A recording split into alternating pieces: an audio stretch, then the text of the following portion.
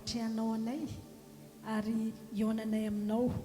Petraka ifeno am-pelantananao zany fanamasina mba ianao nandray an-tanana amin'ny segondra tsirairay amin'ity fotoam-bavaka ity. Andray an-tanana ny contrôle rehetra ianao fanamasinao ary atanteraka izay rehetra ao am-poniny ray ho amin'ity fotoam-bavaka ity. Dia raiso ary zao fotoam-bavaka izao fa atolotray Andriamanitra ho fanatitra velona ho atolotray ho anao amin'ity alahady ity, ho anao any ny voninahitra ny amin'izay rehetra ho atao eto sy ny asanao rehetra izay ho tanterahanao eto amin'ny anaran'i Jesosy. Amen.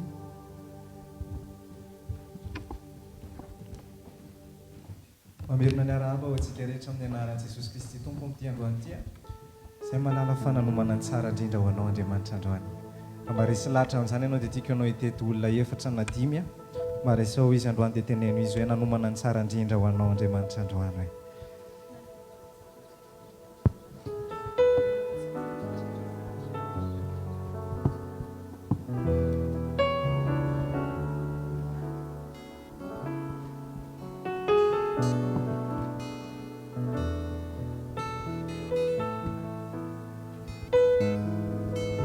Afaka mahazo toerana ianao amin'ny anaran'i Jesosy.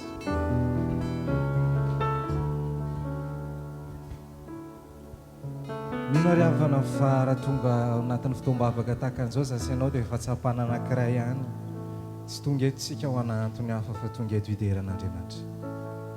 Tonga eto isika tsy ho ana antokom-pivavahana na ho ana anaram-piangonana fa tonga eto isika noho ny amin'ny anaran'i Jesosy. Tonga eto isika tsy hanome voninahitra zavatra hafa fa hanome voninahitra ny anaran'i Jesosy rehetra. Salamo fa 7:30 andininy fa 30 amin'ny anaran'i Jesosy manao hoe ankalaza ny anaran'Andriamanitra amin'ny firana ary hidera azy amin'ny fisaorana.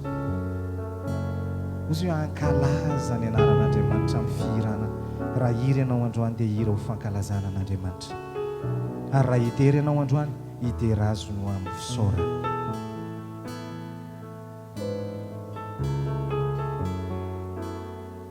Tonga eto izay androany Andriamanitra, tsy ho anantony hafa fanatitra fisaorana ho anao. Fa tsara ianao, mahagaga tsara ianao, tsisy mitovy aminao, tsisy toanao. Fa tsara ianao, mahagaga tsara ianao, tsisy mitovy aminao, tsisy toanao. Raha eo me voninahitra zasy ianao androany, indraindra azy amin'ny fozika rehetra mendrika andera, mendrika eo azy ny voninahitra androany. Sy rehetra afaka manandra-tanana ilaza androany hoe mahofony na hitrano, mendrika ny tena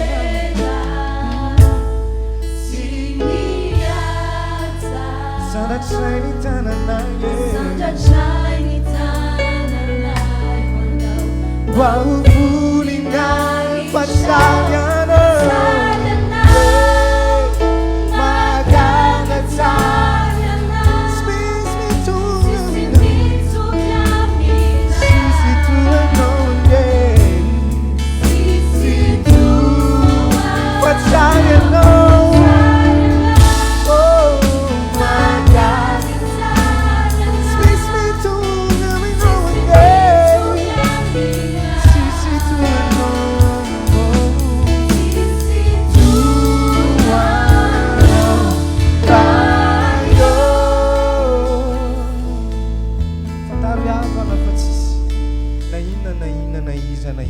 Oharina amin'Andriamanitra sy ny fahatsarana. Amela mba mamaky aminao ity tenin'Andriamanitra ao amin'ny boky Isaia toko fa 9:7 andininy 4 sy ny 5. Mba vakiko amin'ny dika teny MPC na ny version katolika ozy le izy amin'ny anaran'i Jesosy hoe tsy ovatra amin'ny fahanteranao fanoana anareo mandra-pahafotsy ny volonareo. Efa nanao izany ka mbola hitondra anareo, anoana anareo, anafaka anareo.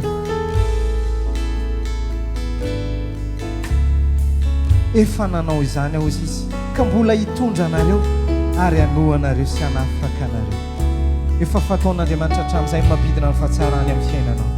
Efa nitsotro anao izy hatramin'izay, tsy androany Andriamanitra vao hiabandone anao. Tambasitraka ao androany ao anaty vavaka ianao nisaotra an'Andriamanitra manokana hoe misaotra tompo fa teo amiko foana ianao sy ny fahatsaranao.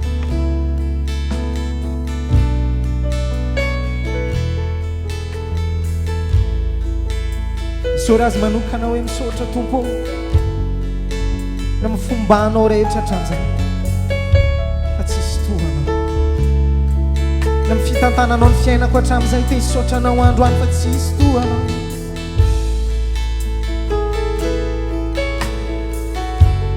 Na mifanasoavanao ny fiainanay mianakavy te hisaotra anao zay androany.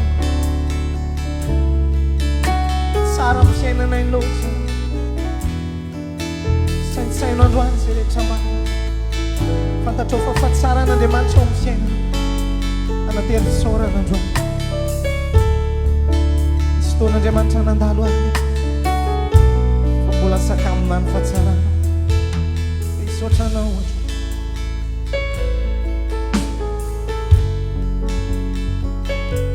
Nandalo zavatra sarotra be da be tamin'ny lasako Andriamanitra fa raha mbola mijoro ny tompo androany te hisaotra anao fa fahatsaranao zany.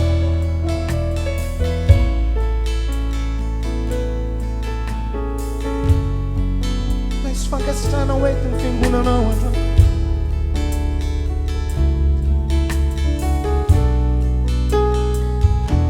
Saiko ianao mba hisaotra azy manokana.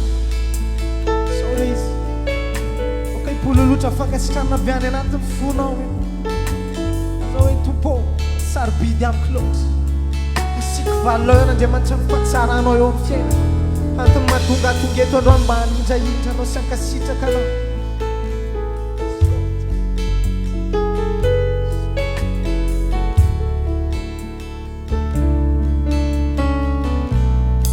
Vesika hatramin'ny voalohany hira androany mendrika andeha.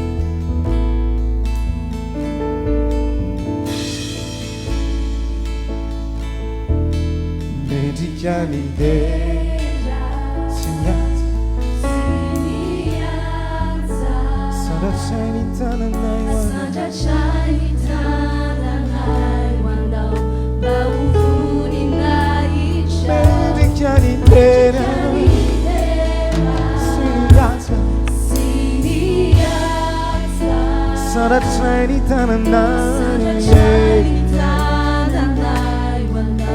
mba hovoninahitra fahatsary anao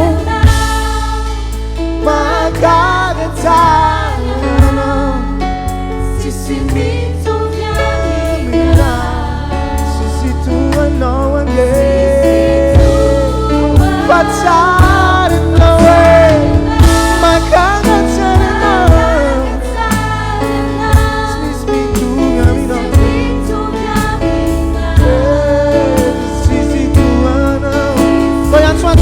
Fahatsara anao sisy mitovy aminao zany sisy tohanao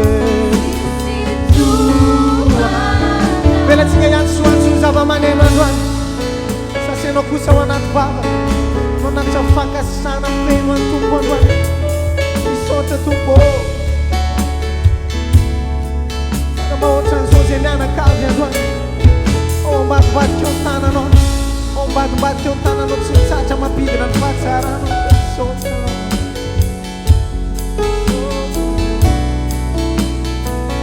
rehefa nanao an'izany ianao ary mbola hitohy anao an'izany anao.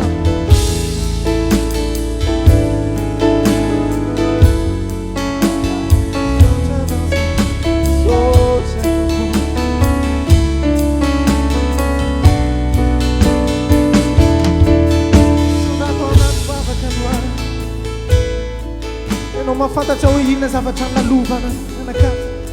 Ianao mahafantatra hoe inona zavatra navelan'Andriamanitra nitranga teo amin'ny fiainanareo mianakavy. Kanefa tsy namelanareo ireny. Sôry azy zany androany. Sôry azy zany androany.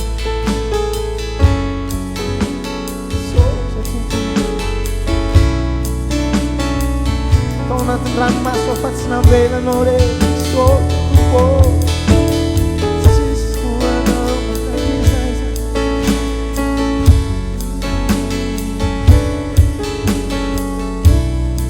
Zavatra beta be tsy nafinaritra nalovana tamin'ny lasa rehetra Tompo. Androany izay te hisaotra anao fa teo foana ianao sy nifatsaranao. Tamin'ny fitantananao mahagaga rehetra tsy nampivalalana anay hatramin'izay Andriamanitra. Tonga eto izay hankasitraka anao.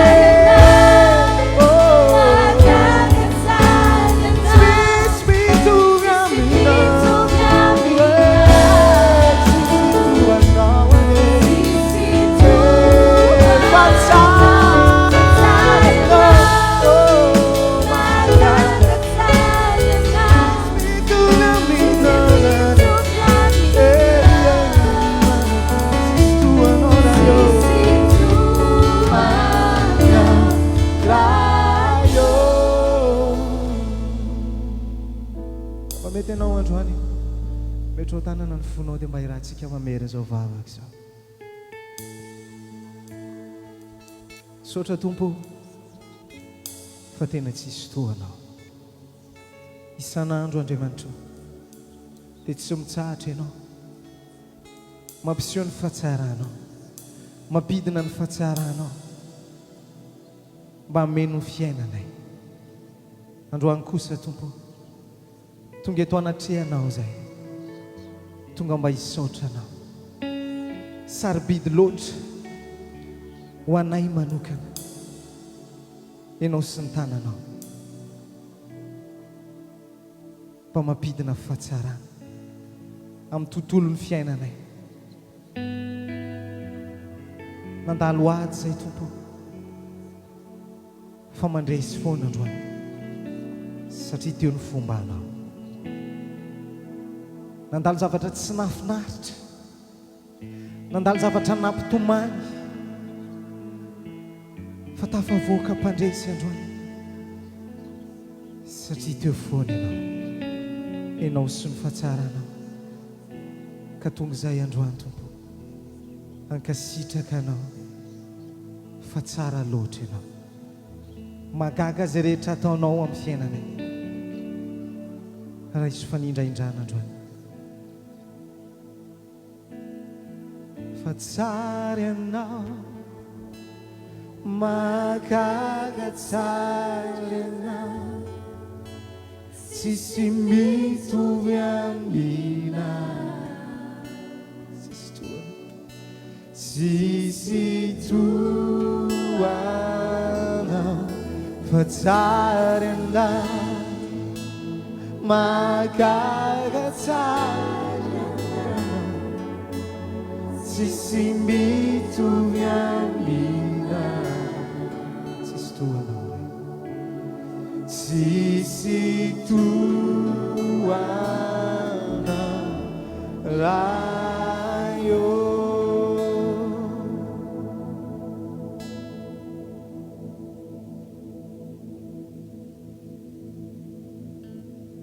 ravana malalo amin'ny tompo retin'Andriamanitra manokana ao anatin'izao fotoam-bavaka izao zasy ianao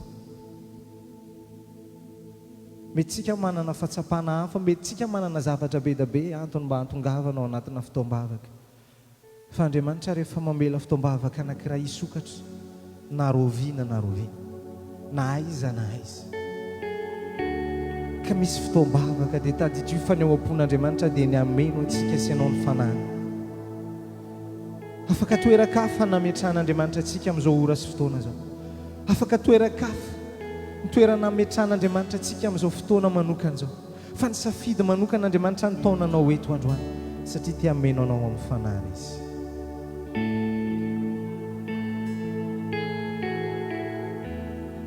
ary ny fanahy masina rehefa midina ao anatsika tsy midina fotsiny amin'izao ny fanahy masina fa midina miaraka amina hafanana vaovao indray miaraka amina firehetana vaovao indray rasenana tsiary ianao fanetiny ny aina fiainam-panahy ao anatina famainana ny aina fiainam-panahy ao anatina karakaina fiainam-panahy mety nangatsika tena mety ho anao manokana ity fotoana androany ty andrehitra ny hafa ao anatinao indray ny fanahy masina androany ampirehitra ndray ny hafa ao anatinao indray ny fanahy masina androany reo zay rehetra atsika no entinao teto androany tsy azonao entina mivoaketo tsony manomboka androany miaraka amina fiainam-panahy vaovao anao mivoaketo androany asaiko zay rehetra mangetaetan'izany androany ianao ny antso manokanao eny fanahy masina ilaiko ny afinao androany andrehitra ndray ny afo ara-panany anato andrehitra ndray fitiavana an'Andriamanitra ny anato andrehitra ndray etaetan'Andriamanitra ny anato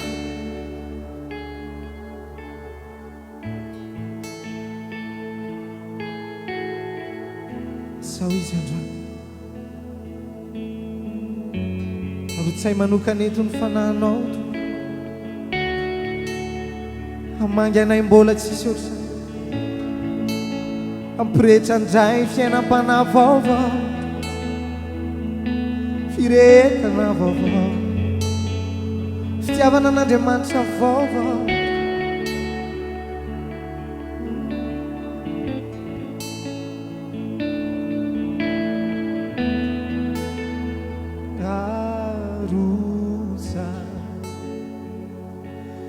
harutsa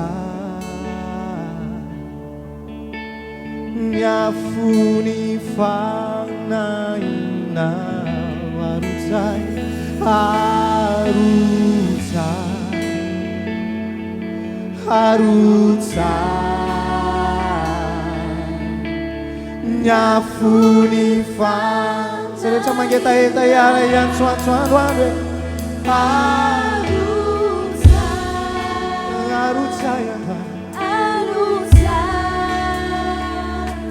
nyafuni fanaina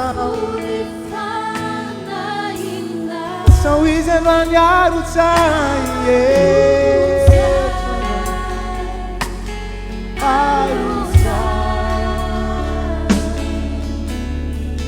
mino fa mbola misy mafimafy lozanany anatinao an'lazao arotsai androany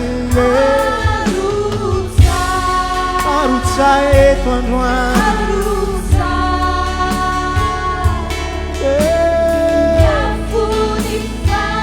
laza mafy any hoe arotsai androany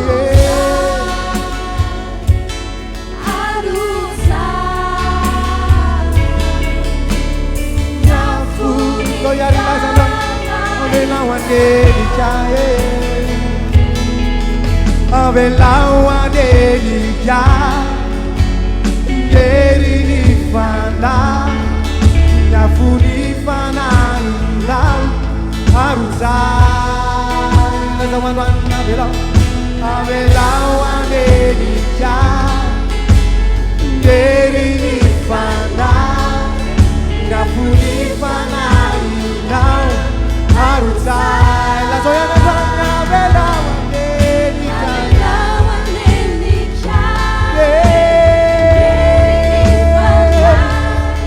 Ngafuni Fana Inau La Zoyana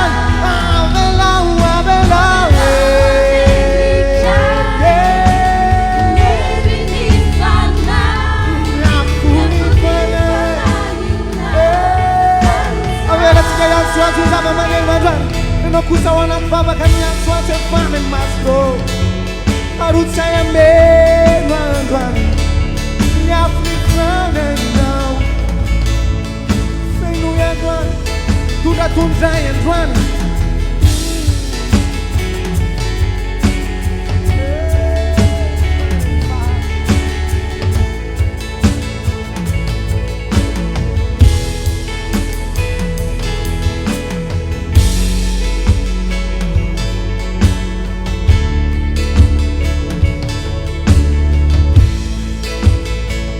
Sanun yeta yeta re sanana ko jamjai fanai maslo ula teu feno nawa ula teu feno nawa afano jai serete pananga tsinya tanena nyam sipanera serana nyam zava cara pananga tsinya tanena ko jamjai afano dai zane ndwan fanai maslo tundawa fanana go dai ndwan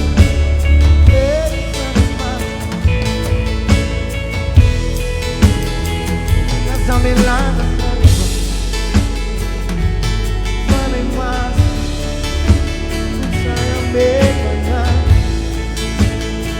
Kau bisa kanan sinyal nyara yang sonsoran Yarusa Yarusa Yarusa Nyafuri fana ina Lagoyano Yarusa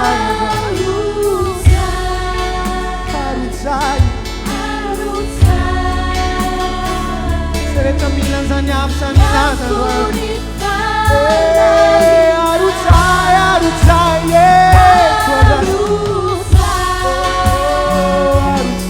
arutsai, arutsai, arutsai Nyafuni fana Lasau abelau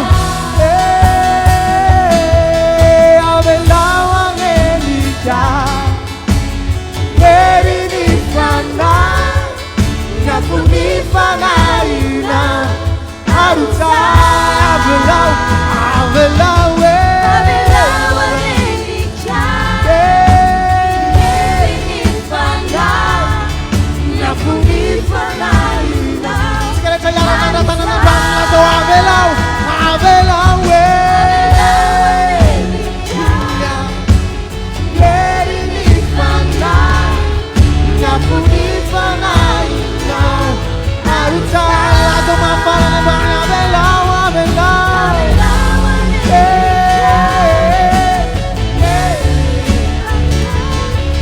Ngafuni Fana Ina Awela sikaya suatu sama mane madwan Enoku sawanat baba kanan zai mandukan nazanya aku fane masa Enoku sawanat baba kanan zai mandukan nazanya aku fane masa Lasau rais kunya aku vendo fane masa nadwan Andre chanzai siapa kona ne mancam pola sisota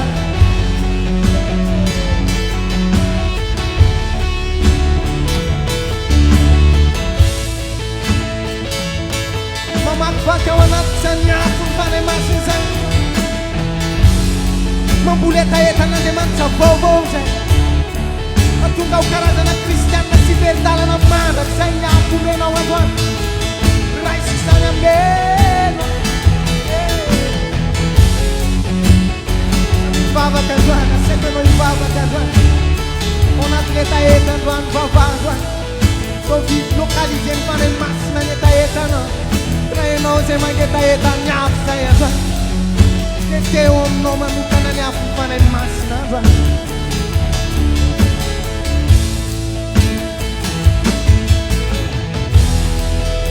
Abelau, abelau anelika yerini fana nyafuni fana ina arutsa vela vela vela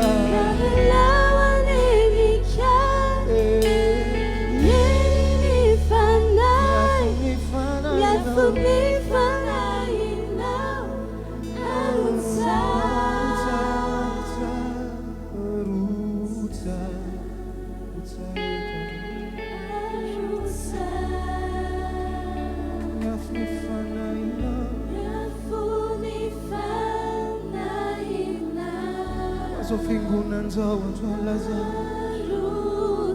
Fane masino Sere yaftun yetondu Rutsa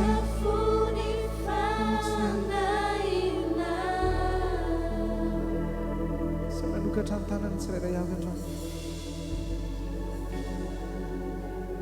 Raha eo amin'ny anaran'i Jesosy Kristy avy any Nazareta andro vavaka manokana ho andre tanana misandratra sy miantsoantso reto andro hitanao ny etaetanay hitanao ny ady-panala lova tsirairay any hitanao Andriamanitra mba fitiavanay tiahatra hatramin'ny farany amin'izao fiarahana aminao zao hitanao Andriamanitra ny fandavan-tena ny tsirairay any antony hatongavanay eto amin'ny fanatriana satria tena mangetaetany zany afinao zany zay fanay masina tena mbola tia andeha lavitra tsy afa-po amin'izay efa iainanay androany fa mbola tia andeha lavitra fanay masina reto ny tananay izay misandratra androany fanekeny eto anatrianao sy ho anatrian'ny tontolo ny fanahy fa raha misy ilaina indrindra dia ny afinao raha misy etaetana indrindra androany dia ny fafenoana avy aminao fanay masina na inona fiainam-panahiny nataky ny ahoana Andriamanitra re fiainam-panahiny hoentina iniditra teto amin'ity toerana ity androany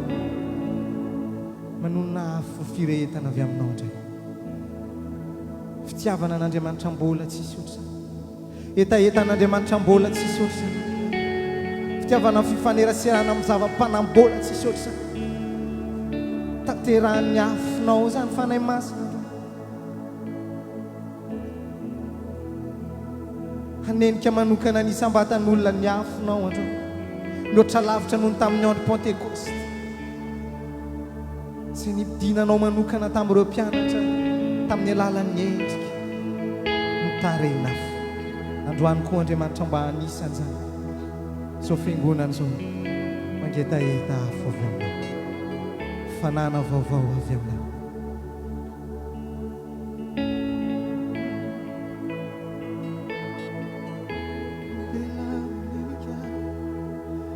Avelao anenika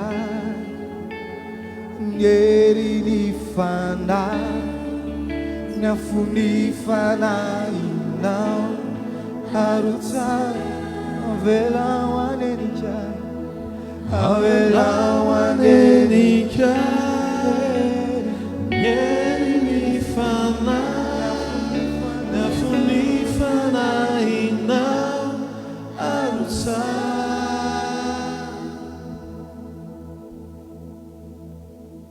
kely loatsikisika dia anao mihitsy androany hivavaka eto tompo raha mba tonga eto androany dia tsy zavatra hafa tsy misy antony manokana tompo fa ny raison mba hatongavaka eto androany dia hanandratra ilay Jesosy mpanjaka malaza ilay Andriamanitra mihevitra ny fiainana menakavokely isan'andro ilay Andriamanitra manome izay rehetra saza ho an'ny fiainana isan'andro dia androany Andriamanitra tonga eto androany mba hampiontroka ny amiko rehetrarehetra tompo hampiontroka izay mety fahatsarana hampiontroka izay mety olana hampiontroka izay mety alahelo rehetrarehetra fa nandratra kosa ny anaran'ilay Jesosy mpanjaka malaza dia ilazontsika rehetrarehetra hoe ry tompo mpanjaka mahery io miaino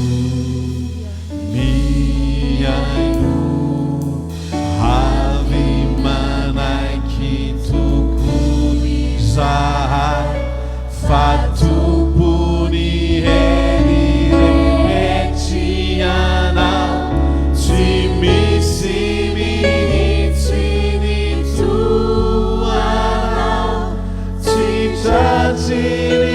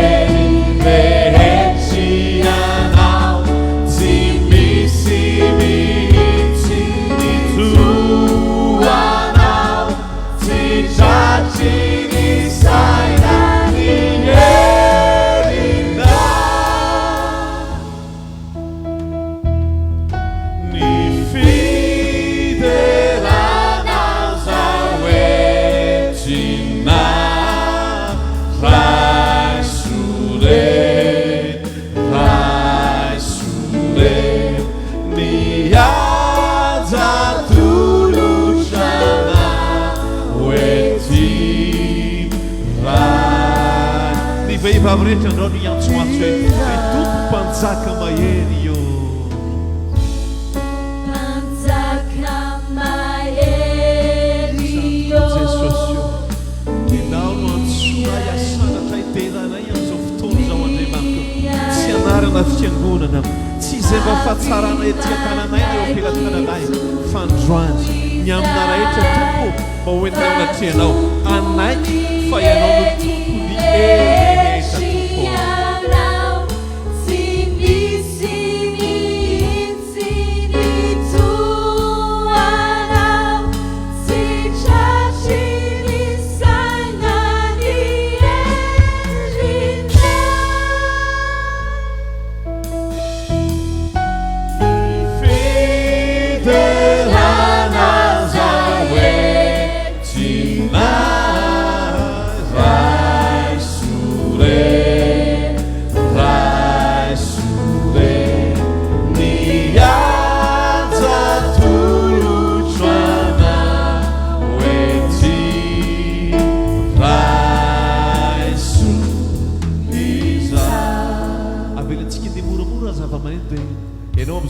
nonokana minitra foy mba hitondranao zany hoe tompo raisy tompo izay saotra dena fankalazana mba entiko anao amin'ny ity tolakandro ity raisy tompo raisy fahainao rery ny mendrika an'izany tsy izao fiangonana zao tsy izay mety ananay tsy izay rehetrarehetra mety momba anay fa hainao rery ny mendrika andray an'izany dia tiany ampiko manontolo Andriamanitra ilaza anambara fa tsy misy ny toanao andeha tsy kiaraka anaiky amin'izao fotoana zay Andriamanitra tsy misy ny toanao ary tsy isy ny toanao eo amin'ny fiainako. Halleluja. Dia lazao andraona hoe tompo tsy tratry ny saina ny herinao tsy takatry ny hery amin'olombelona ny fahantakaranao satria Andriamanitra ianao.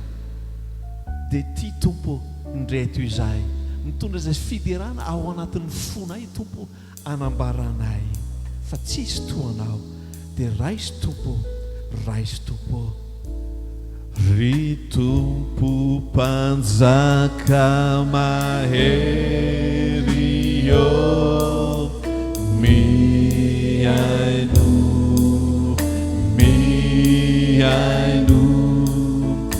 avy manaiky tokoy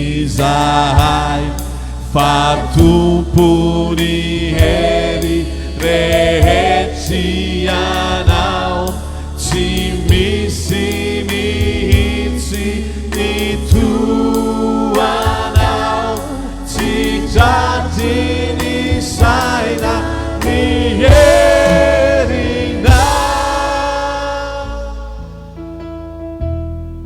ny fiterana zay hoe tinay raisore raisore niaza tolotrana hoety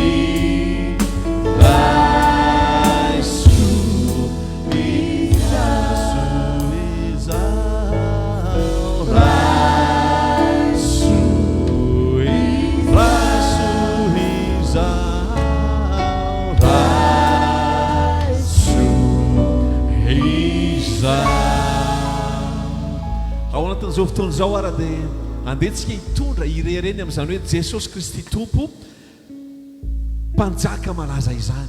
Mety misy zavatra mety hoe nahafaly eo tamin'ny fiainana dia mibitaka zasy ianao fandroany andehantsika irereny amin'ny fananantsika izany Jesosy mpanjaka malaza izany. Mbaka sio kely ny ao akaikinao dia teneno izy mba mirehariava hoe ny amin'ilay Jesosy ao anatintsika. Andehantsika hoe tsy homenatra fa irereny amin'ilay Jesosy mpanjaka malaza izay mbola mba mato izao ny fiainantsika itetanantsika rehetrarehetra ho fofely fifaliana fely fiderana an'Andriamanitra hiaraka idera tompontsika rehetrarehetra.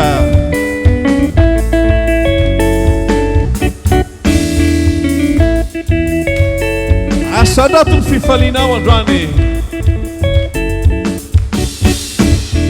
tsy misy rehareako hafa tsy anao Jesosy io hanao ny hery hanao ny haja sy voninahitra ny fasanasy ny fiainantsika indro efa resina izao tontolo izao tena hita efa nitsangany anao sambatra ao Jesosy manananao zany tompony hery sambatra ao Jesosy miankiny eo antratranao hampiany filokanao hampiany filokanao raketikoawa mbolalandava fa irery ao anatin'ny zava-maneno dia hitega dia hifaly anao dia aneo fely fifaliana ny endrika hoe Jesosy io irehareako mifananako anao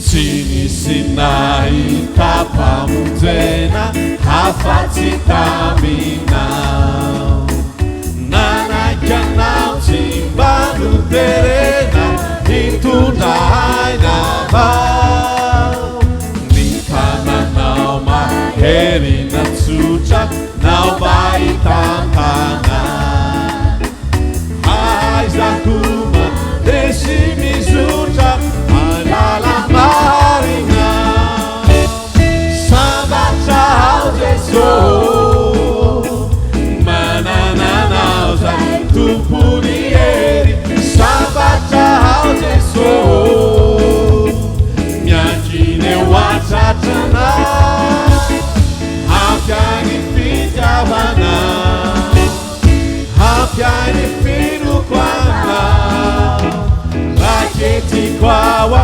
mbolanandava fareharehakanao ao anatin'ny zava-maneno noho hifaly hiteko aneo an'izany hoe Jesosy ny reherehetra izany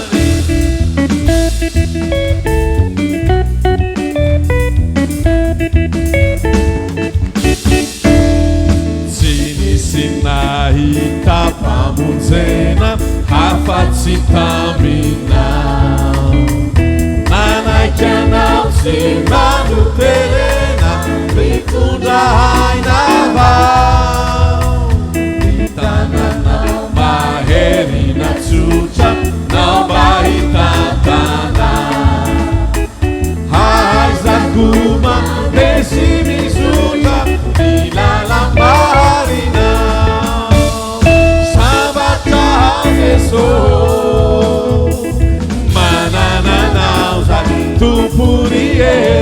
sambatra Jesosy miankiny eo an-tratranao hampiainy fitiavanao hampiainy finokoanao raketiko ao mbolalandava farehare lazahoana hoe sambatra ianao sambatra ao Jesosy manananao zay tompony hery sambatra ao Jesosy miankiny eo an-tratranao hampiainy fitiavanao hampiainy finokoanao raketiko ao mbolalandava fareharehakanao raketiko ao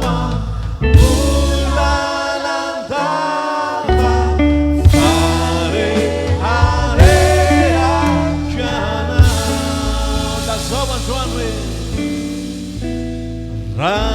raketiko ao mbolalandava fareharehakanao androany hanamafy ny ranabavy rehetrarehetra hoe raketiko atao potompo raketiko ao mbolalandava fareharehakanao dia samy hanondrika ny lohantsika isika rehetrarehetra dia samy hivavaka hoe Jesosy io na mety ny fiainako na mandeha iza rehetra atao na tsy mandeha iza rehetra atao na mbola tsy mety koa Andriamanitra dia ho raketiko atao boky lalandava fa ianao no rehariako irehariavako amin'ny fiainana no fananako anao Jesosy io tsy mbola izay mety fananako izay zavatra mety mamirapiratra na mety izay zavatra azo tsapaitanana na izay zavatra mba mety hoe tsara eo ampelantanako Andriamanitra fa androany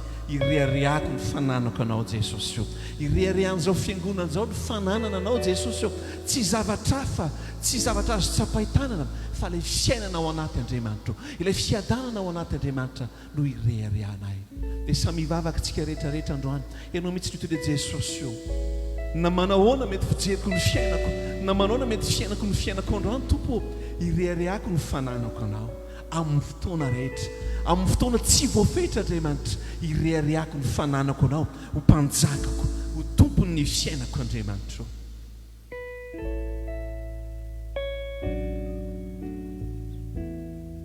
hamerina ilazy tsika rehetrarehetra hoe raketiko atao polalandava raketiko ao polalandava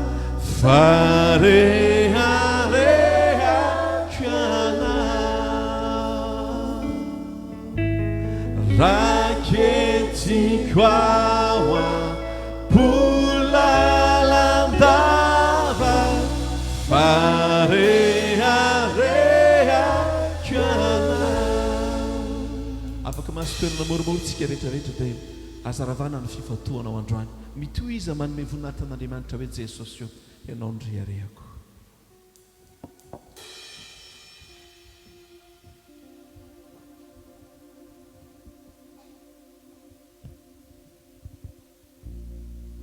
mamerina raraba antsika tsirairay avy amin'ny anaran'i Jesosy Kristy ny tenako raha mba hitondranao hiditra anatin'ny fotoanany adoration tenako androany dia aka tenin'Andriamanitra iray izay hitantsika ao amin'ny bokin'ny Salamo toko 170 andininy 210 vakiana amin'ny anaran'i Jesosy Kristy manao hoe satria izaho no niraiketan'ny fitiavany dia hamonjy azy aho hanandratra azy any amin'ny avo aho satria mahalala ny anarako izy marina ry havana fa tena ho ampon'Andriamanitra tokoa ny hamonjy ny olombelona tsirairay avy fa tsy ny olona rehetra ny voavonjy ten'Andriamanitra dia mazava hoe fa satria izaho no niraiketan'ny fitiavany dia hamonjy azy aho izany hoe misy karazana famonjen'Andriamanitra mihetsika tsy amin'ny olona rehetra fa amin'ny olona izay manana fitiavany miraikitra amin'Andriamanitra ny fitiavana miraikitra dia fitiavana tsy azo isorona fitiavana eo foana raha tsorona fitiavana fitiavana hatramin'ny farany. Mino aho ry havana fa eto izany olona izany ary mino aho fa ianao izany olona izany. Fotoana mety indrindra ry havana ny fotoanany adoration toy izao fanamafisantsika amin'Andriamanitra hoe Andriamanitra tena tianao. Andeha ary mba hivavaka zasy ianao androany dia ny vavaka ataontsika vavaka tena tsotra hoe Tompo, za ilay olona manana fitiavana miraikitra aminao hatramin'ny farany. Sa mba ilazany zasy ianao hoe za ilay olona tsy hiala aminao hatramin'ny farany. Za Andriamanitra ilay olona hitianao hatramin'ny farany.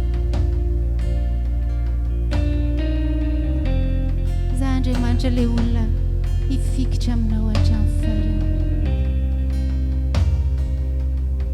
Satria tiako ianao Andriamanitra. Tiako ianao tena mamiko tena tiako indrindra malala ny foko ianao Jesosy. Tsy atakalo an'izany iza, tsy hosoloko ninoninobe, fa hatramin'ny farany ny atsika sy ianao, hatramin'ny farany. Mbola hiaraka hiry zasy ianao. Tiako ianao tena mamiko tena tiako indrindra malala ny foko ianao Jesosy. Tsy atakaloko an'izany iza, tsy hosoloko ninoninobe, fa hatramin'ny farany ny atsika sy ianao, hatramin'ny farany. Dia mbola hitohy vavaka zasy ianao dia andeha mba hanome toky an'Andriamanitra hoe ny fitiavako anao Andriamanitra tsy vitany hoe sentiment fotsiny ihany, tsy vitany hoe engagement fotsiny ihany, fa ny fitiavako anao Andriamanitra dia fitiavana sans condition. Dia mba samy milaza hoe tsy hatreo amin'ny valim-bavaka ihany Andriamanitra no hitianao, tsy hatreo amin'izay mampahazo aina ihany Andriamanitra no hitianao, tsy hatreo amin'izay mahaconfortable ihany Andriamanitra no hitianao. Sokafo ny vavanao dia home toky mihitsy Andriamanitra androany hoe anatin'ny fitsapana eo aminao Andriamanitra hatramin'ny farany, anatin'ny brisement izay mety ho lalovako hifikitra aminao, atsiala aminao Andriamanitra hatramin'ny farany, anaty mety fanenjehana tsy vadika aminao Andriamanitra hatramin'ny farany.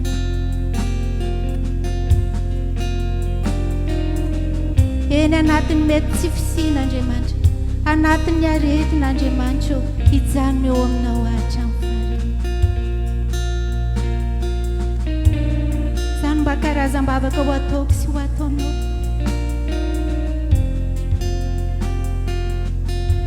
Mandray an'izany voady zany Andriamanitra, manao an'izany voady zany Andriamanitra eto anatrehanao androany, fa za dia anao hatramin'ny farany. Tiako ianao tena mamiko tena tiako indrindra malala ny foko ianao Jesosy. Tsy atakaloko an'izany iza, tsy hosoloko ninoninobe,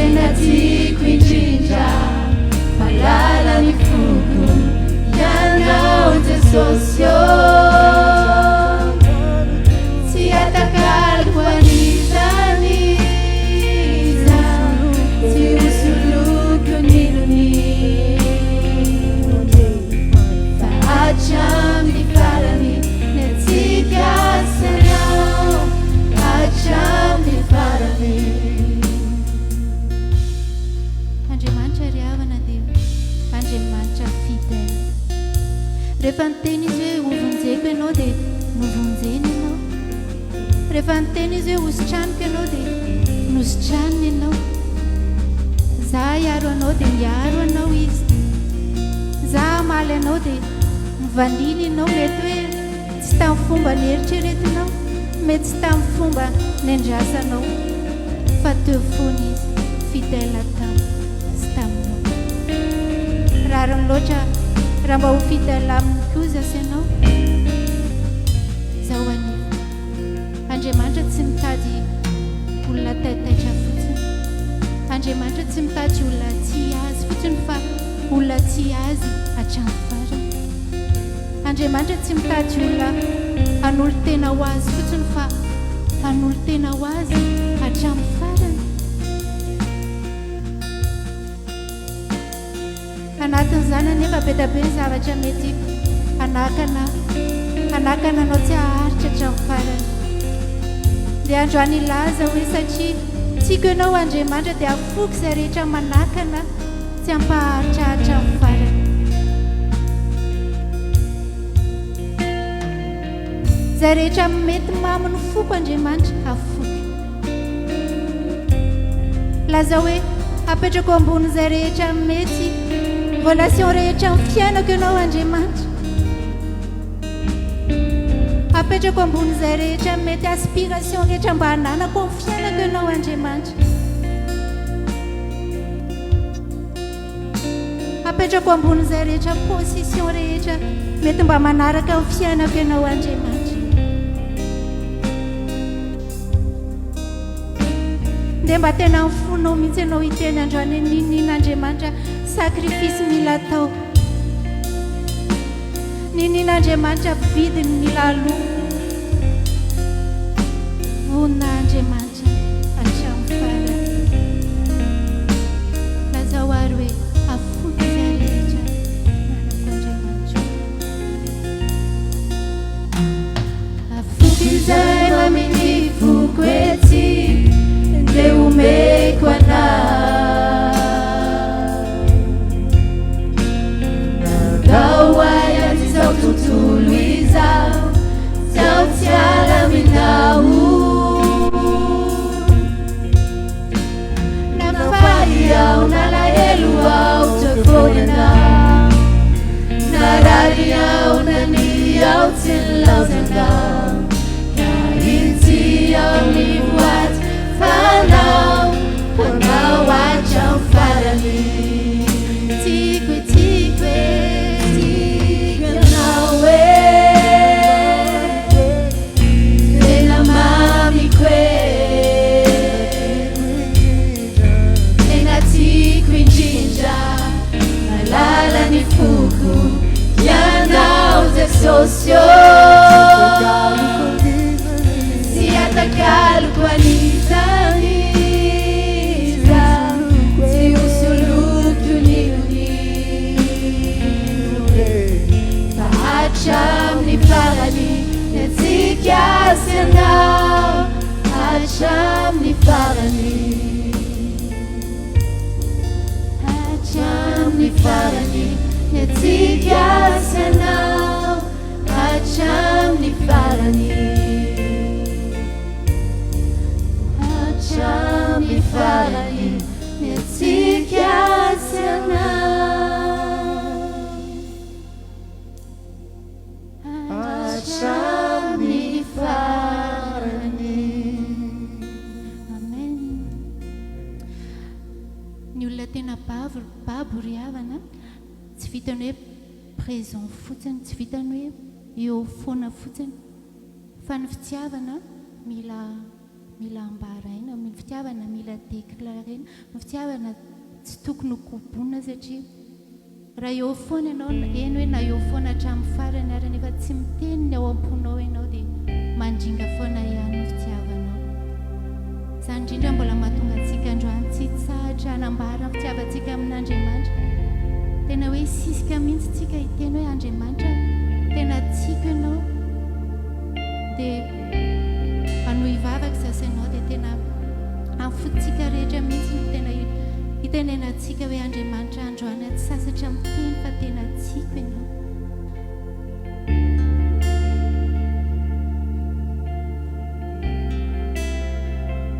Andriamanitra androany dia tena miteny fa tiako mihoatra n'izao tontolo izao ianao.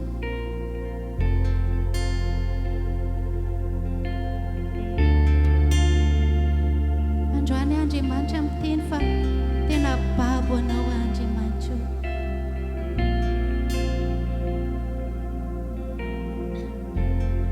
Raha mba sitraka ao dia ho ataontsika anaty tononkely izany hoe tiako ianao Andriamanitra mihoatra n'izao tontolo izao.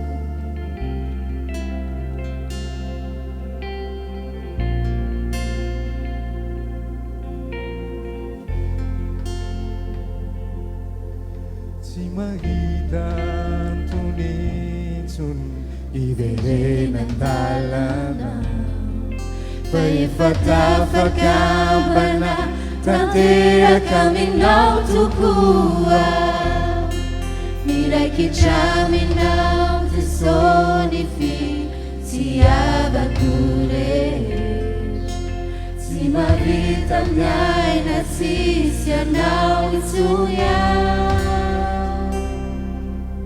Tsy mahita antonitsony iverenan-dalana fa efa tafakambana tanteraka aminao tokoa miraikitra aminao Jesosy ny fitiavako rehetra tsy mahavita miaina tsisy anao itsonya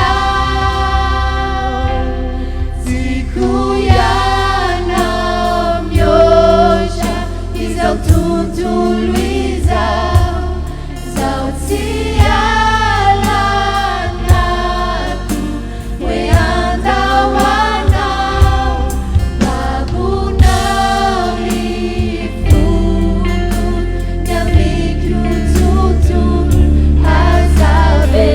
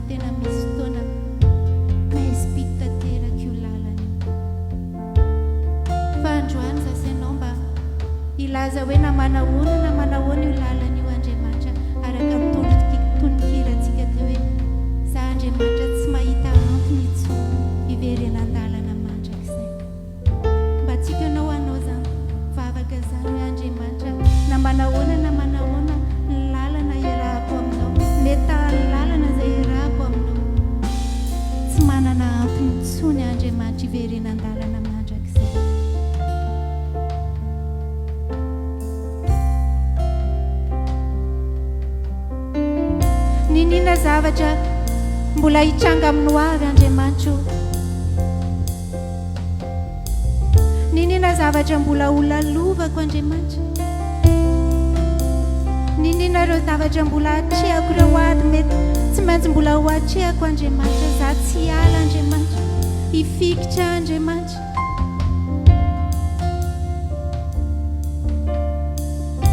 Ninina mety hoe fahahoana amin'ny fiainako. Ninina mety hoe faharoviana amin'ny fiainako. Ninina mety hoe famaninina amin'ny fiainako. laza hoe andriamanitra tia samy teny aminao fa za andriamanitra tsy verin-dalana intsony mandrakizay.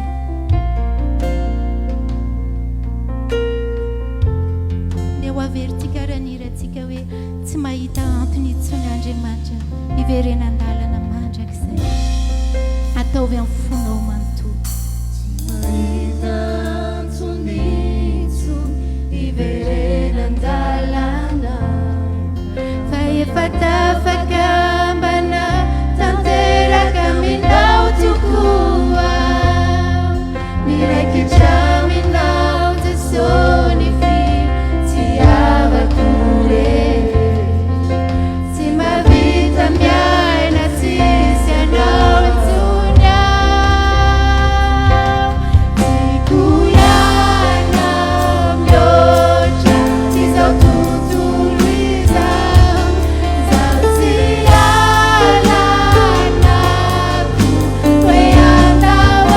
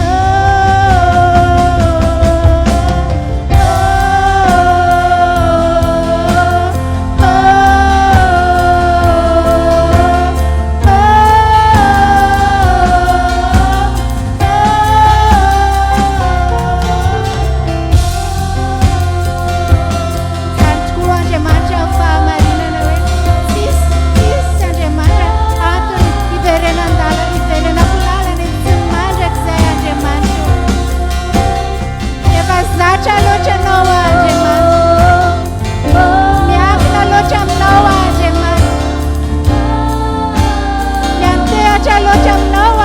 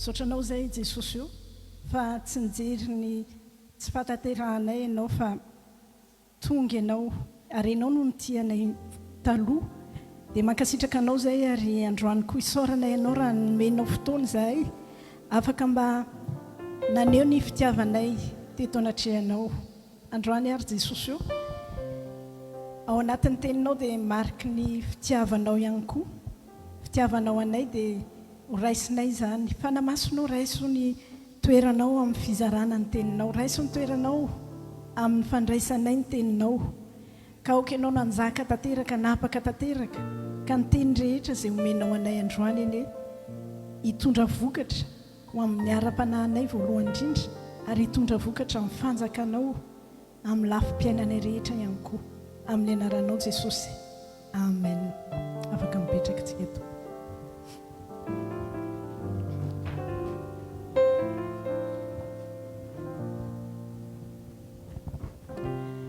mamerina ny arahaba ho anao amin'ny anaran'i Jesosy tompoko ary manonona fanotenin'Andriamanitra izay ho raisinao any anova ny fiainanao indray fiarahanao amin'Andriamanitra ary izy fiatraikany hatramin'ny mandrakizay ianao amin'ny anaran'i Jesosy amen.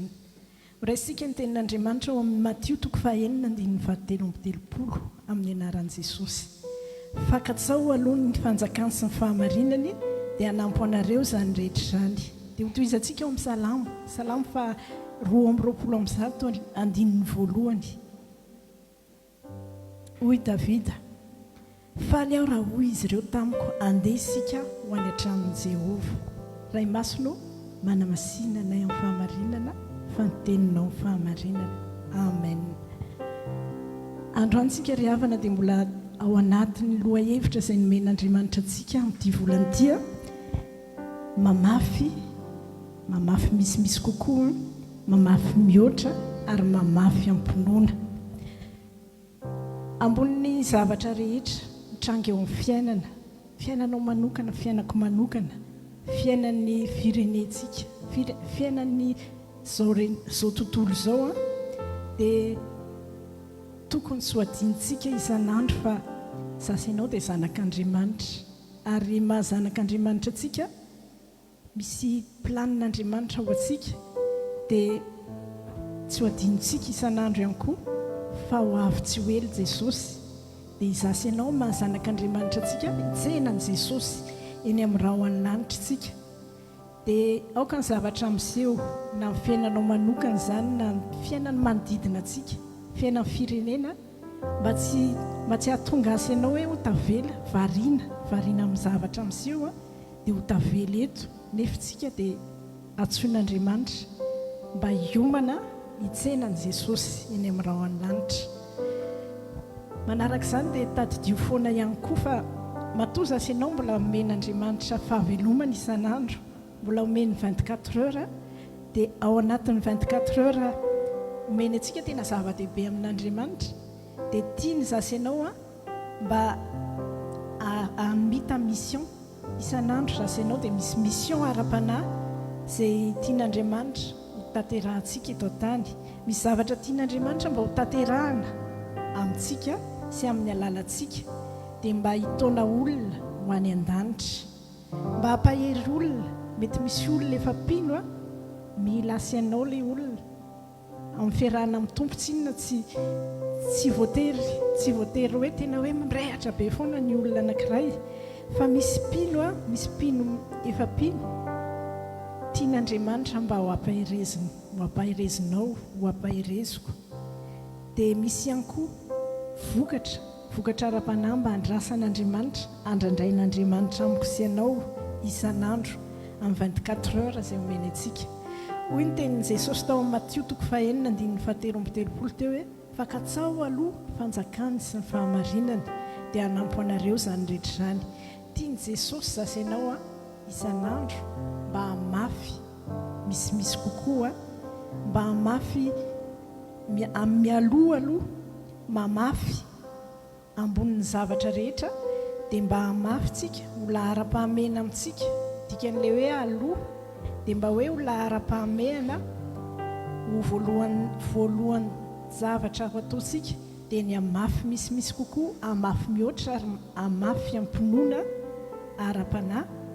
Ary androany dia tsarian'Andriamanitra manokana ny saintsika, sainao sy ny saiko mba hamafy misimisy kokoa tsika amin'ny fiangonana izay hitondran'Andriamanitra atsika, fiangonana izay hametrahan'Andriamanitra atsika. Mety tsy eto ny fiangonana tondran'Andriamanitra anao na itsika eto na ny any amin'izay manatrika, fa antsoin'Andriamanitra isika rehetra mba hamafy misimisy kokoa amin'ny fiangonana izay hitondran'Andriamanitra atsika. Satria nahoana tsy kisendrasendra ry havana, ny fiangonana moa dia ara-panahy, ary ny ara-panahy dia tsisy kisendrasendra izany, ary ny fiainantsika manokana ihany koa amin'ny zanak'Andriamanitra atsika dia tsy misy kisendrasendra, tsy fifanatrin-javatra hoe eto ny fiangonana hitondran'Andriamanitra anao na any amin'izay misy mianao any fiangonana hitondran'Andriamanitra anao. Satria Andriamanitra dia mahafantatra antsika loatra, fantany daholo tsika tsirairay avy dia hoe karazan'olona ohatrany ahoana tsika, dia fiangonana ohatry ny ahoana ny mba mety amintsika dia izay no ametrahany atsika dia Andriamanitra tondranao eto, Andriamanitra tondranao any amin'izay fiangonana misy anao nametrahany anao any, satria fantany hoe eo no mampety anao, eto no mampety aho, dia napetrahantsika amin'ny fiangonana izay misy antsika tsirairay avy. Satria nahoana ao anatin'ny fiangonana dia natsangan'Andriamanitra ny fiangonana voalohany indrindra mba hampahery atsika. Fiangonana mantsy dia tena fanomezan'Andriamanitra, cadeau an'Andriamanitra io. Aza mieritreritra ianao hoe tonga tsy fantako hoe tamin'ny taona firy ianao tonga teto France, fa rehefa raha miverina any amin'ny 30 ans passé tena hoe tsy nisy fiangonana gasy zany afa-tsy anankiray teto Paris. Ny fiangonana FPM Paris ihany ny fiangonana gasy tamin'izany fotoana izany dia tena mafy be mihitsy, satria ilay izy gasy be dia be no te handeha hivavaka dia tsy atononao anatin'ilay fiangonana iray daholo, dia tena rehefa taratara ianao dia eny amin'ny couloir mipetraka. Nefa le olona kotrany tsy dia mifanaja loatra dia somary ohatra mivoaososy mihitsy ianao rehefa mipetraka eny amin'ilay couloir. Fa tsika amin'izao fotoana izao tena hoe men'Andriamanitra cadeau ianao, men'Andriamanitra cadeau afaka mifidy tsika amin'izao fotoana izao hoe ho any amin'inona fiangonana, afaka hoe mifidy mijery tamin'ny fiangonana tsirairay dia hoe ato izany no mampety ahy, manana safidy zasy ianao amin'izao fotoana izao. Tena cadeau an'Andriamanitra io, ary maha-cadeau an'Andriamanitra anazy voalohany indrindra nataon'Andriamanitra ampahery atsika ara-panahy. Men'Andriamanitra atsika ny fiangonana mba hanokatra amin'ny masom-panahy atsika. Misy zavatra be dia be takonany devoly ataony tsy fantatry ny zanak'Andriamanitra, tsy fantatry ny olona rehetra, ary na dia hoe fa lasa zanak'Andriamanitra azy takonany devoly ilay izy. Fa ny fiangonana men'Andriamanitra cadeau atsika mba hanokatra amin'ny masom-panahy atsika, dia mba hanova ny ara-panahy atsika, hanova ny toe-tsaintsika dia hanova ny toe-po.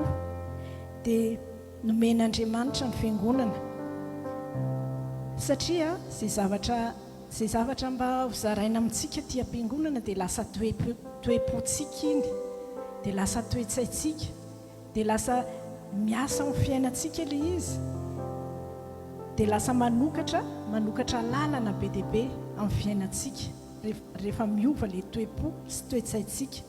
Raha tsorina fiangonana dia nomen'Andriamanitra sainao mba ho lalam-pitahiana amin'ny fiainantsika rehetra, manomboka amin'ny ara-panahy io. Lalam-pitahiana ny fiangonana ho amin'ny ara-piainana ihany koa, satria aty am-piangonana no hanomezan'Andriamanitra atsika ny fanalahidy be dia be. Andriamanitra dia manana fanalahidy, manana prinsipe be dia be izy, fa anatin'ny prinsipe anankiray tsirairay an'Andriamanitra misy fanalahidy. Dia ny fiangonana ataon'Andriamanitra fitaovana mba hanomezany atsika fanalahidy amin'ireny prinsipany tsirairay avy ireny. Dia misy zavatra izany eo amin'ny fiainana miaraka amin'Andriamanitra sy amin'ny fiainana andavanandro tena tsy ho fantatsika mihitsy raha tsy aty am-piangonana. Dia ao anatin'ny fiangonana ihany koa antsian'Andriamanitra atsika.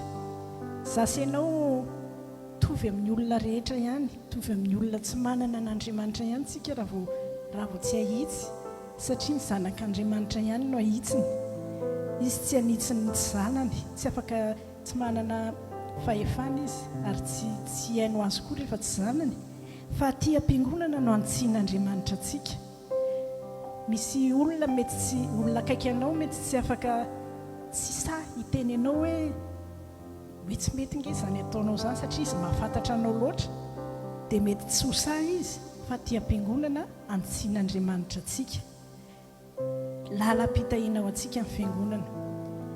Amin'ny alalan'ny fiangonana ihany koa dia manasoa atsika Andriamanitra.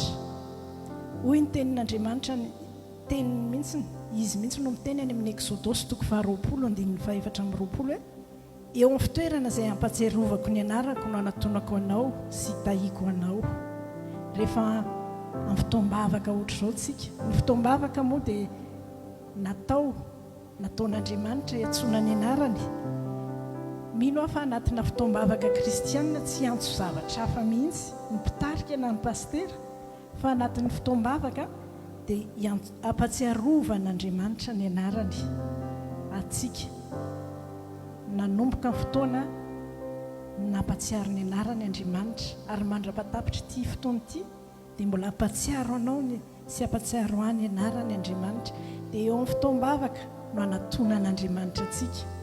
Marina fa rehefa mivavaka rery sika dia azo antoka hoe eo Andriamanitra fa misy fanatonan'Andriamanitra hafa mihitsy rehefa fitoam-bavaka tsy adalan'i Jesosy nanangana fiangonana, tsy adalan'Andriamanitra ny mampisy fiangonana hatramin'izao ary tsy hiarava ny fiangonana fa matoa izy manangana fiangonana, matoa Andriamanitra manisy fitoam-bavaka dia misy fanatonana hafa mihitsy tiany anatonana asy ianao lalam-pitahiana ho antsika ny fiangonana. Dia amin'ny alalan'ny fiangonana ihany koa nisy irantsika teo tarihan'ny mpanompon'Andriamanitra mampidina ny fanahy masina ho antsika Andriamanitra ao anatintsika. Afaka miantso fanahy masina sasy ianao any amin'ny toerana rehetra izay misy antsika ao an-trano, eny an-dalana, any am-piasana, fa rehefa fitoam-bavaka tahaka izao hafa mihitsy vidina ny fanahy masina. Misy présence tian'Andriamanitra tsy mitovy amin'ilay tsika rery any an-trano no tian'ny fanahy masina hidirana tsehatra amin'ny fiainantsika, hidirana tsehatra amin'ny hoavintsika rehetra, mampidina ny fanahiny Andriamanitra ao anatin'ny fiangonana. Fiangonana ihany koa dia nataon'Andriamanitra hanomezana fiadanana antsika. Any amin'ny Agai 2:2-5 dia hoy ny tenin'Andriamanitra hoe voninahitra ity trano ity any aparany dia ho lehibe noho ny tany aloha ho Jehovah tompony maro, ary eo amin'ity fitoerany ity no hanomezako fiadanana ho Jehovah. Fiainantsika rehefa any am-piasana, any amin'ny tontolo rehetra any, mety ao an-trano ihany koa, mety misy zavatra be dia be, misy anton-javatra, misy zavatra ataon'ny olona ahatonga antsika tsy hanam-piadanana, fa ny azo antoka rehefa anaty fitoam-bavaka tahaka izao ao amin'ny fiangonana, hoy ny tenin'Andriamanitra eo amin'ity fitoerany ity no hanomezako fiadanana ho Jehovah. Dia mino aho fa efa natsapa ianao, mety tsy indray mandeha fa imbetsaka hoe tonga avy any ianao, mety nalahelo be, misy alahelo be na hoe sositra be, dia tonga tato am-piangonana adininao ilay izy dia voaka teto tena hoe manam-piadanana ianao, voaka eto ianao tena maivana tanteraka, satria eo amin'ny fitoerana tahaka izao anaty fiangonana tahaka izao hanomezan'Andriamanitra antsika ny fiadanany. Dia omen'Andriamanitra fiadanana ianao amin'ny fotoana rehetra izay eonanao aminy anatin'ny fitoam-bavaka. Amen. Hoy Davida raha miresaka amin'ny fiangonana izy, tenin'Andriamanitra nyvakiana ho antsika teo, Salamo 120:2, faly aho raha hoy izy ireo tamiko, andeha isika ho any an-tranon'i Jehovah. Mahafaly an'i Davida no any an-tranon'Andriamanitra, satria Davida dia mahalala loatra izy, fantany loatra hoe misy zava-panahy, mety tsy fantatsika, mety mbola tsy fantatsika ny antony be dia be ny amin'ny fiangonana, fa Davida dia nahafantatra an'izany. Dia izay nahatonga azy faly rehefa nataon'ny olona hoe andaontsika ho any am-piangonana, andaontsika ho any an-tempoly. Faly Davida. Raha ny zavatra nanan'i Davida tokony hahafaly azy daholo, nananany zavatra rehetra, fa ambonin'ny zavatra rehetra dia nahafaly an'i Davida mihoatra ny zavatra rehetra ny hoe ho any am-piangonana. Dia mbola niteny ihany izy any amin'ny Salamo 120:4 hoe zavatra iray aloha nangatahako tamin'i Jehovah, izany no tadiaviko dia nitoetra ao an-tranon'i Jehovah amin'ny andro rehetra iainako. Satria nahoana dia izy ihany mamaly any amin'ny Salamo 139:5 hoe voky ny matavy ao an-tranonao izy ary ny hono fampifalianao no ampisotronao azy. ny fiangonana dia fantatry davida hoe mamoky ny fanahiny, mamoky azy ara-panahy, mamelona ny ara-panahiny, dia lasa velombelona ny fanahiny a manatrika ny fiainana. Fantatry davida fa tsy vola aman-karena no amoky sy amelona azy, fa takatry davida tsara hoe fiangonana any am-piangonana dia Andriamanitra, any am-piangonana Andriamanitra mamoky azy ara-panahy. Enao koa hoe hatramin'izay nandehananao hoe nandeha ny angony, nandeha ny vavaka, tena natsapa ve enao hoe mamoky ny fanahinao Andriamanitra?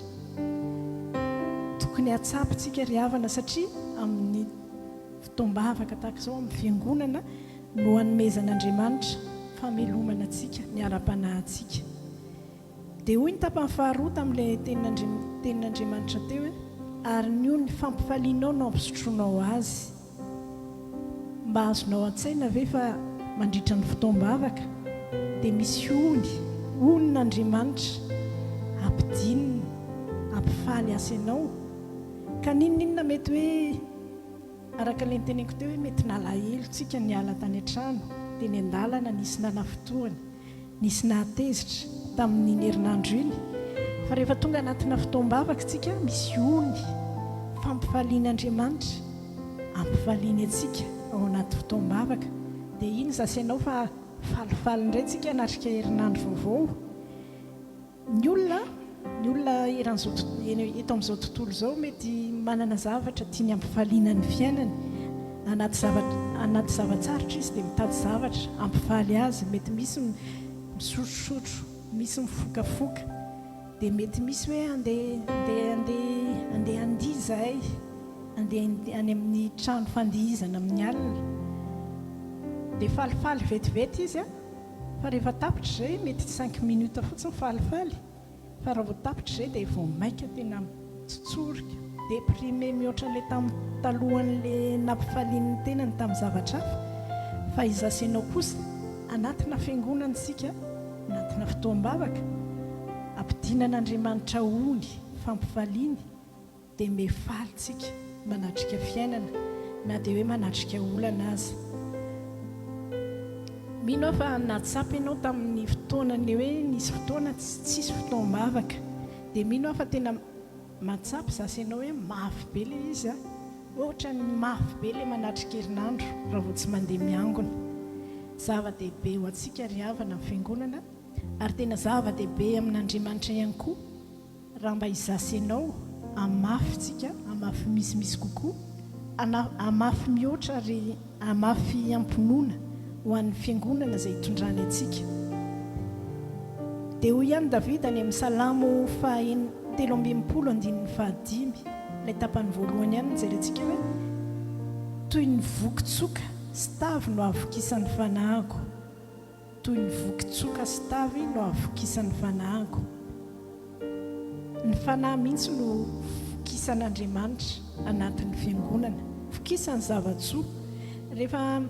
Rehefa milaza an'izany hoe tsoka sy tavy dia miresaka menaka izany, ary ny menaka ao anatin'ny baiboly dia tandindo ny fanahy masina, tandindo na ositra.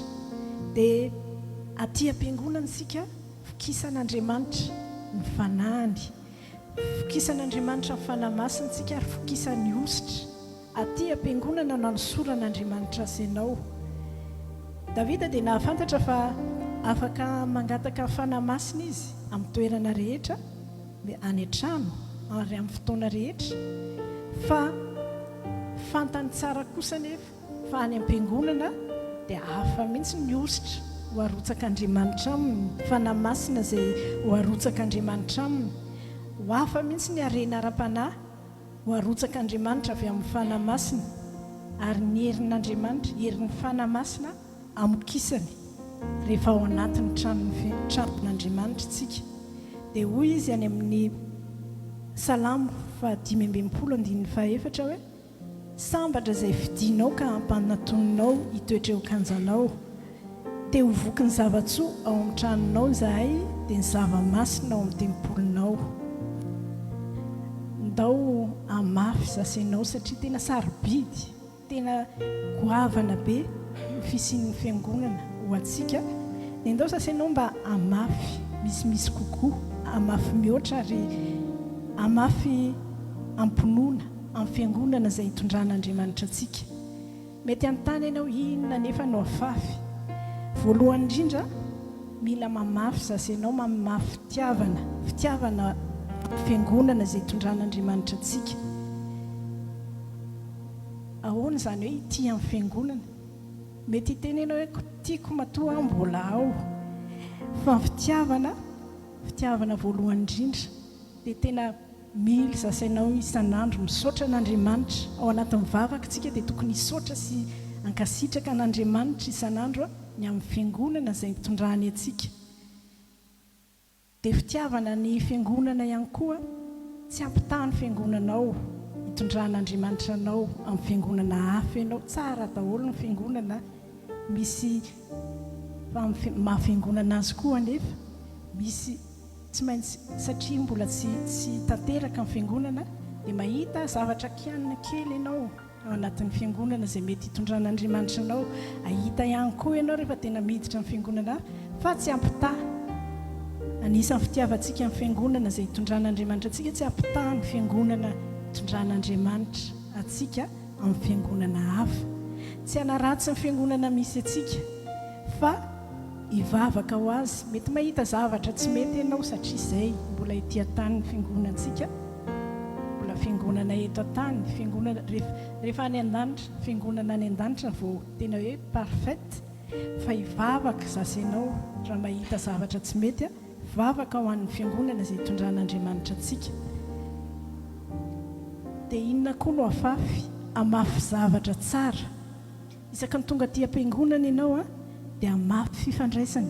Na dia fifandraisana aza, mety ozy ianao hoe tongany dia mety ho critère hitiavan'ny olona anankiray fiangonana izay alehany hoe tonga ao izy dia tena mandray anazy ny paster, mandray azy be mihitsy ny paster, mandray azy ny filohan'ny fiangonana, mandray azy ny diakona rehetra, mandray azy daholo ny olona rehetra. Fa antsoin'Andriamanitra raha ianao amafy misimisy kokoa amin'ny fifandraisana. Ndao tsy hiandrintsika hoe hiandry amin'ny paster andeha hanantona na hiandry ny responsable rehetra hanantona, fa andao amafy fifandraisana tsara ao amin'ny fiangonana misy atsika. Ndao amafy resaka mahafinaritra, resaka mahampandroso atao am-piangonana, fa tsy mifanohatra amin'izany hoe mamafy resaka mandreraka dia mety harava fiainam-panahin'olona. Dia tahaka izany ihany koa, ndao amafy misimisy kokoa hery sy tanjaka, amafy izay nomen'Andriamanitra atsika. Dia ndao afafitsika hitiavana an'Andriamanitra izany, hitiavana ny fiangonana. Mety manana talenta ianao, eto ny talentanao afafazo hitiavanao ny fiangonana. Afaka manatona ny tompona andraikitra ianao rehefa hoe raha manana talenta tianao mba ampiasainao hitiavanao an'Andriamanitra, hitiavanao ny fiangonana. Dia isan'andro raha ianao ndao mba hametra-panontaniana hoe inona mba zavatra vitako Tompo, mba nataoko ho an'ny fiangonana nitondranao ho lalam-pitahinany ho an'ny fanahiko sy ny fiainako ary hatramin'ny mandrakizayako. Dia ndao anontany tentsika hoe Jesosy io, mba inona no vitako amin'ny fiangonana izay nitazahanao na nitsianao na nangananao ny ara-panahiko.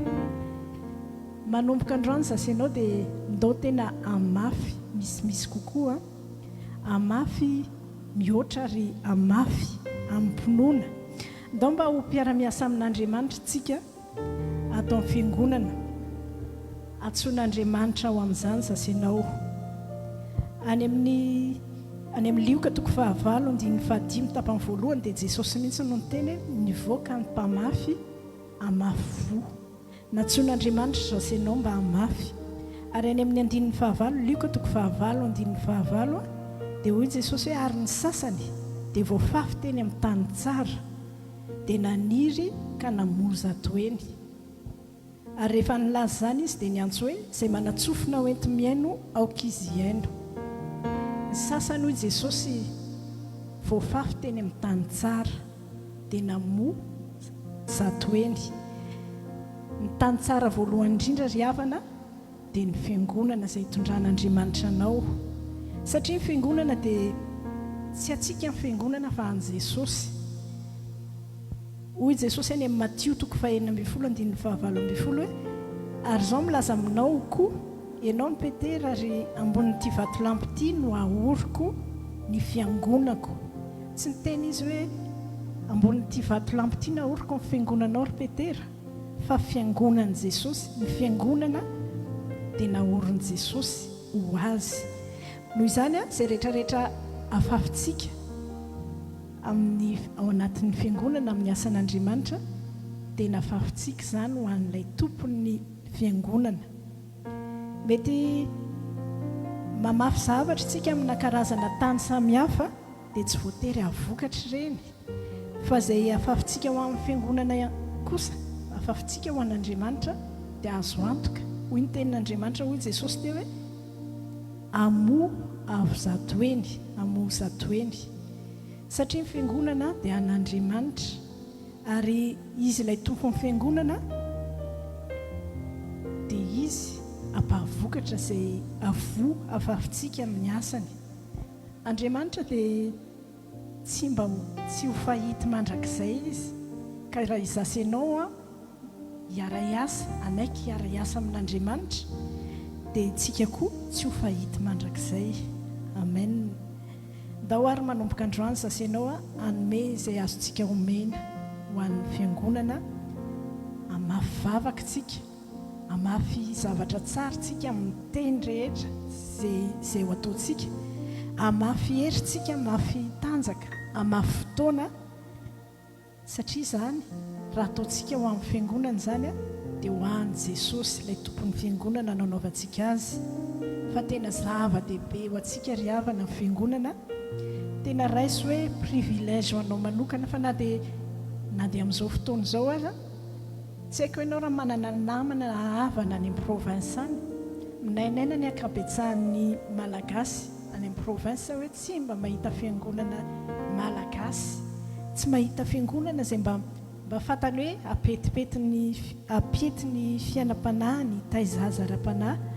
Fa izasenao men'Andriamanitra fiangonantsika dia ndao mba amafy izay azontsika omena ho an'ny fiangonana. Zasenao manko ry havana dia natsoin'Andriamanitra, nalainy ho azy tsika mba hanompo azy. Any amin'ny Exodosy 4:17-20 rehefa hiala tany amin'ny, rehefa nalan'Andriamanitra ny zanak'Israela tamin'ny fanandevozana tany Egypta, dia niteny tamin'ny Farao izy hoe koa efa nolazaiko Exodosy 4:17-20 koa efa nolazako taminao hoe ilay tapankely no jerentsika, alefaso ny zanako mba hanompo ahy. Nafahan'Andriamanitra tany amin'ny aizina teo ampelantanan'ny devoly zasenao tamin'ny fanjakan'ny aizina, dia nafindrany ao amin'ny fanjakany mba hanompo azy. Natsono ny zanany zasenao mba hanompo azy.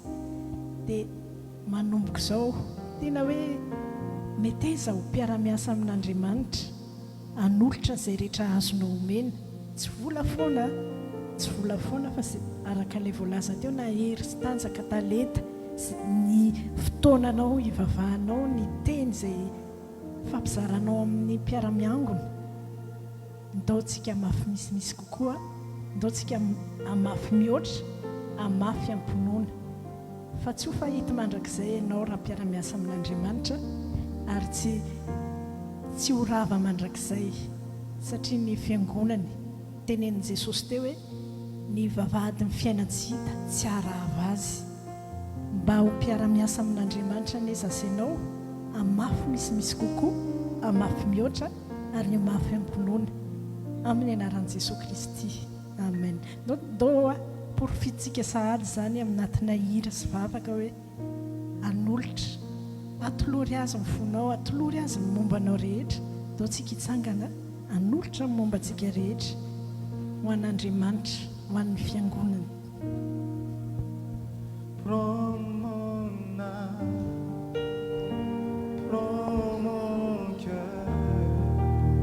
Je te donne tout.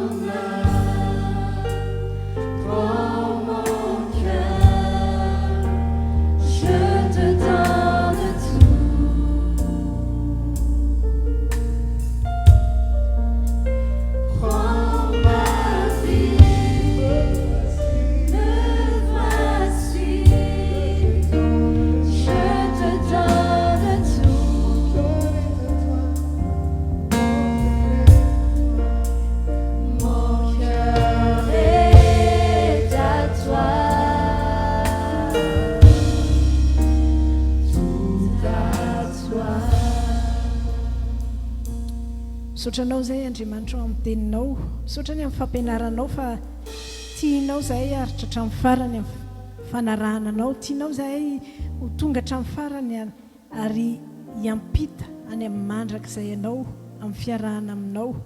Mankasitraka izay ny amin'ny fisian'ny fiangonana, misaotrany amin'ny fiangonana izay tondranao anay tsirairay avy, misaotrany amin'ny fiangonana izay ametrahanao anay tsirairay avy, ary misaotrany amin'izay rehetra nomenao, nitazanao, na nitsianao ary namatsianao, namokisanao ny ara-panahinay amin'ny fiangonana izay tondranao anay tsirairay avy.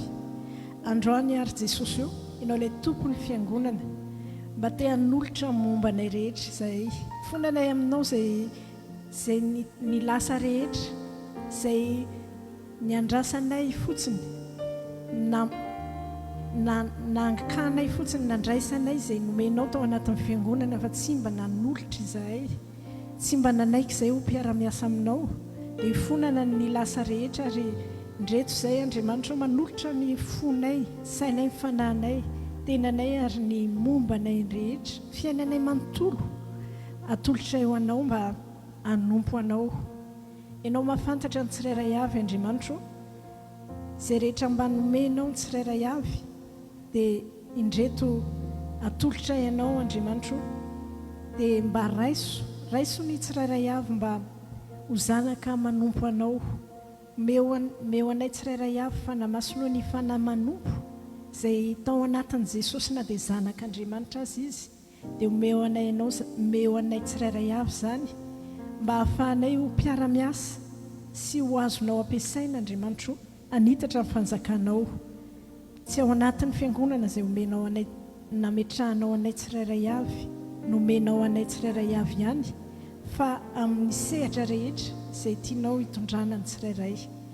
Dia ampio isan'andro fanamasinao ny tsirairay avy izay nandre ny teninao, mba hanolotra ny amin'ny rehetra, tsy ny ara-panahy ihany fa izay rehetra eo am-pelantanana, izay rehetra momba ny tena ho ampiasaina hitiavana anao, hitiavana ny fiangonanao, ary mba hahatonga ny tsirairay ho mpiara-miasa mahasoa sy ho mpiara-miasa mahatoky eo aminao, amin'ny fiarahana aminao mandra-pialanay etỳ an-tany. Dia ho voninahitra ao any amin'ny fiainan'ny tsirairay avy, amin'ny anaranao Jesosy Kristy. Amen. Prends mon cœur, je te donne tout.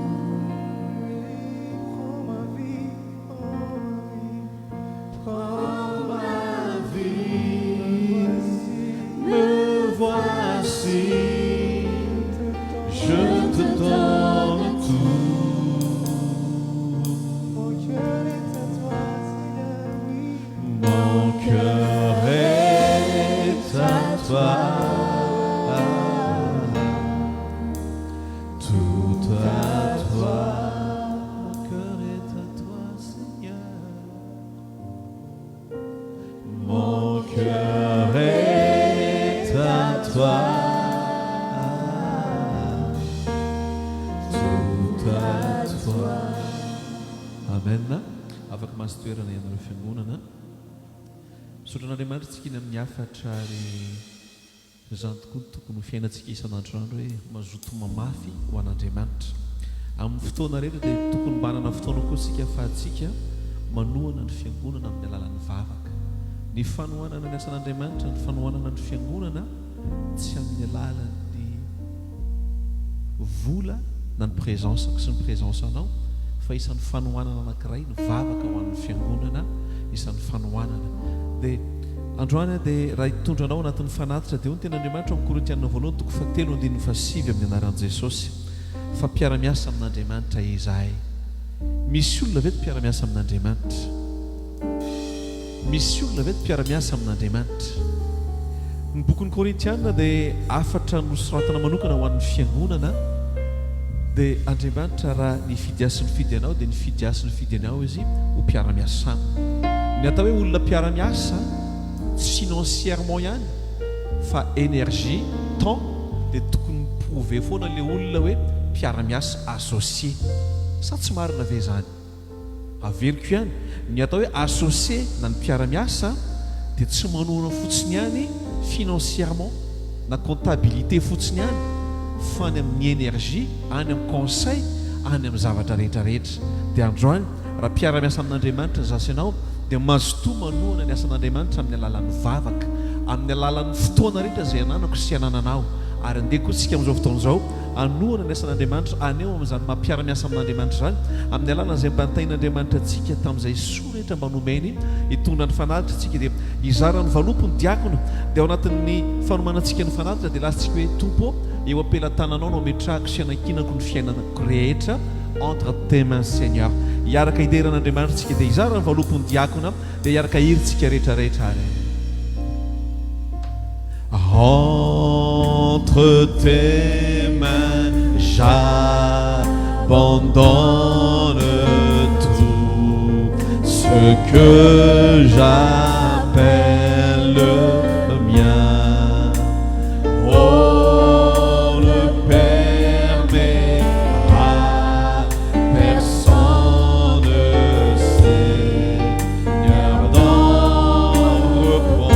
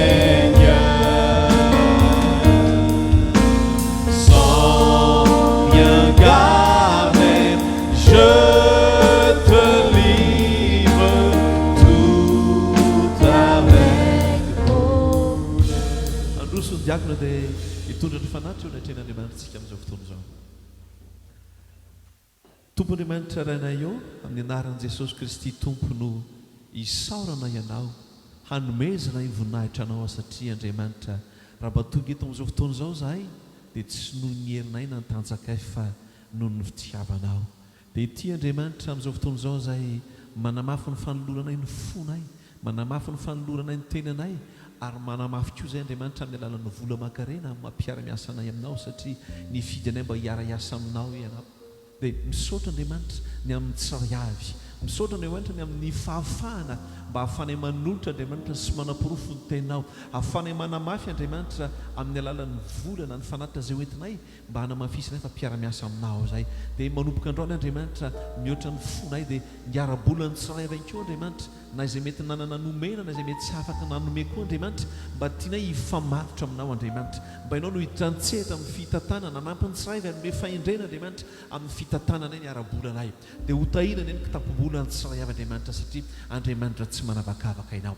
Dia mametraka koa izay andriamanitra ny fiainan'izao fiangonana izao, izao fanatitra izao andriamanitra, dia ianao hiaro sy hitan'izao fiangonana izao mba ho fampandrosoana ny fanjakanao, dia hotahinana ny fanatitra amin'ny anaran'i Jesosy Kristy Tompo. Amen. Afaka mahasotoerantsika rehetrarehetra tompoko.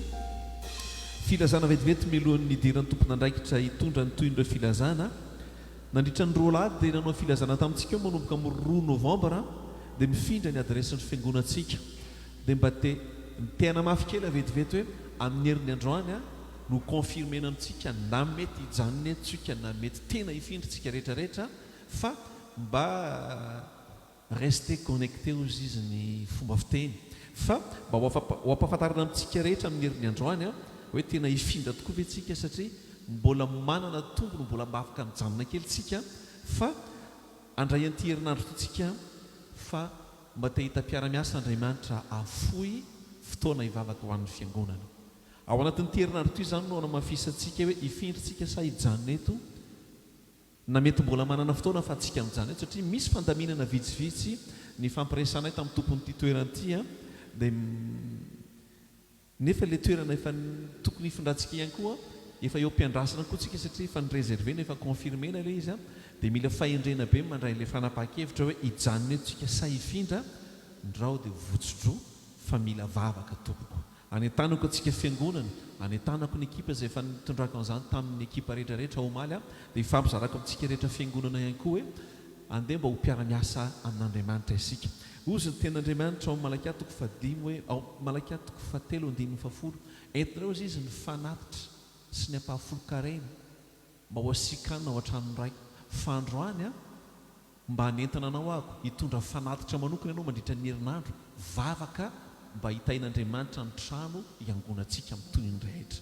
Manana safiditsika amin'ity herinandro ity fa mila manantenanao mba hivavaka izay mba sitrapon'Andriamanitra. Dia tahaka nefa mba nifampizaraka tamin'ny ekipa omaly hoe mba tanjona anankiray mivavaka mba hitovizantsika ho ataontsika ho averintsika isan'andro hoe Andriamanitra ampianaro izao fiangonana izao anaiky ny fandaminanao, ampianaro izahay mba hay eny ny feonao, mba tsy hazakazaka ao anatina précipitation andray fanapahan-kevitra amin'ny maha-olombelona, fa mba tena hoe mba Andriamanitra mihitsy no hitarika tahaka ny nitariany ny zanak'Israely no nivoaka tao Egipta, tahaka ny nitarian'Andriamanitra no atao anatin'ny sambo fiara.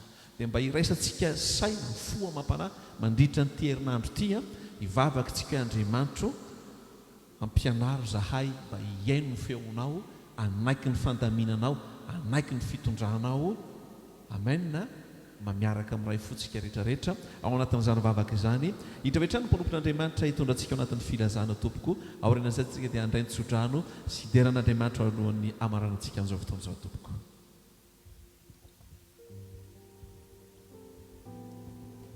Avana mamy loatra ny fotoam-pivavahana momba ny fanatrehan'Andriamanitra. Inona ihany koa androany fa dia nahazo hery ianao mijoro mampahery ny hafa mba ho hery ny hafa manodidina anao. Toy izao indray ary ny filazana eto amin'ny fiangonantsika amin'ity andro alahady ity.